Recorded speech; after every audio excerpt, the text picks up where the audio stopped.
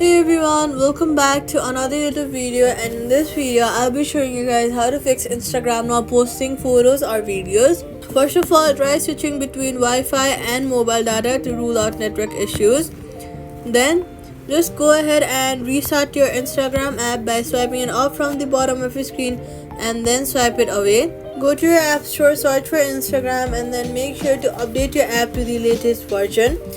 After that, go ahead and clear space on your iPhone. Go to your settings app, search for iPhone storage, and then see if you have sufficient space in your iPhone or not. Then you're going to go ahead and try posting a lower resolution photo if nothing works.